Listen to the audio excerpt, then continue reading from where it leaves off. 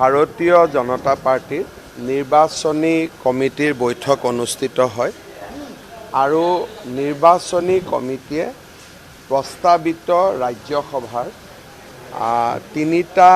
তিনিখন আসনৰ বাবে আমি এটা নামৰ পেনেল প্ৰস্তুত কৰোঁ আৰু সেই পেনেলটো অহাকালি কেন্দ্ৰীয় সংসদীয় বৰ্ডলৈ প্ৰেৰণ কৰিবলৈ আমি ৰাজ্যিক সভাপতি দিলীপ শইকীয়া ডাঙৰীয়াক আমি দায়িত্ব ন্যস্ত কৰোঁ। ইয়াৰ উপৰিও অহা 28 ফেব্ৰুৱাৰীৰ পৰা আমাৰ ভাৰতীয় জনতা পাৰ্টিৰ জন আশীৰ্বাদ যাত্ৰা আৰম্ভ হ'ব। সেই বিষয়ে কোনটো ৰাস্তা দি হ'ব, কেনেকৈ হ'ব, কোন থাকিব, এই বিষয়েও আজি আমাৰ আলোচনা হয় আৰু অহাকালি ৰাজ্যিক সভাপতি দিলীপ শইকীয়া ডাঙৰীয়াই জন আশীৰ্বাদ যাত্ৰাৰ যিটো স্বৰূপ হ'ব সেই স্বৰূপ সম্পৰ্কে আপোনালোকক অৱগত কৰিব।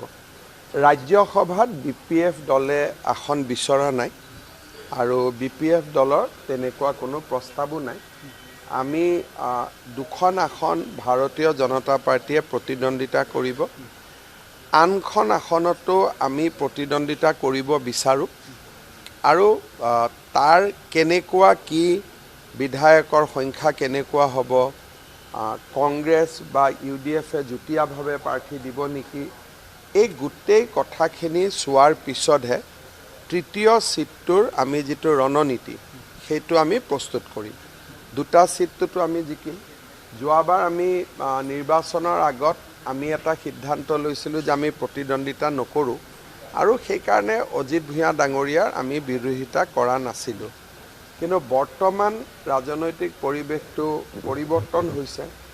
যদি বিৰোধীয়ে সমূহীয়া প্ৰাৰ্থী দিয়ে তেতিয়াহ'লে আমাৰ প্ৰাৰ্থীগৰাকী কেনেকুৱা হ'ব তাক আমি সিদ্ধান্ত ল'ব লাগিব আৰু বিৰোধীয়ে যদি সমূহীয়া প্ৰাৰ্থী নিদিয়ে তেতিয়াহ'লেও আমাৰ প্ৰাৰ্থীগৰাকী কেনেকুৱা হ'ব সেই বিষয়েও আমি সিদ্ধান্ত ল'ব লাগিব।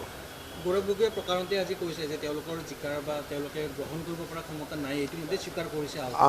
যদি কংগ্ৰেছ দলে সমূহীয়া প্ৰাৰ্থী নিদিয়ে তেতিয়াহ'লে আমাৰ চিলেকশ্যনটো ইজি হ'ব, কিন্তু যদি কংগ্ৰেছ দলে সমূহীয়া প্ৰাৰ্থী দিয়ে তেতিয়াহ'লে বিজেপিয়ে হয়তো একেবাৰে বিজেপিৰ মানুহ নিদি, কাৰ্যকৰ্তা নিদি আমিও হয়তো সামাজিক বা অৰাজনৈতিক এনেকুৱা ধৰণৰ কথা চিন্তা কৰিব লাগিব। কিন্তু যদি কংগ্ৰেছ বা UDF দলে যুটীয়াভাৱে প্ৰাৰ্থী নিদিয়ে তেতিয়াহ'লে আমি আমাৰ বিজেপিৰে কাৰ্যকৰ্তাক আমি দিব লাগিব বা আমাৰ সহযোগী দলসমূহৰ ভিতৰত আমি দিব লাগিব। কিন্তু BPFৰ পৰা ৰাজ্যসভাৰ কোনো সদস্য আমাক বিচৰা নাই। আমি খুব সম্ভৱ দুটা সিটৰ বিপৰীতে আমি 10-12টা নাম পঠিয়াম আৰু নামখিনি দিলীপ শইকীয়া ডাঙৰীয়াই ফাইনেলাইজ কৰিব।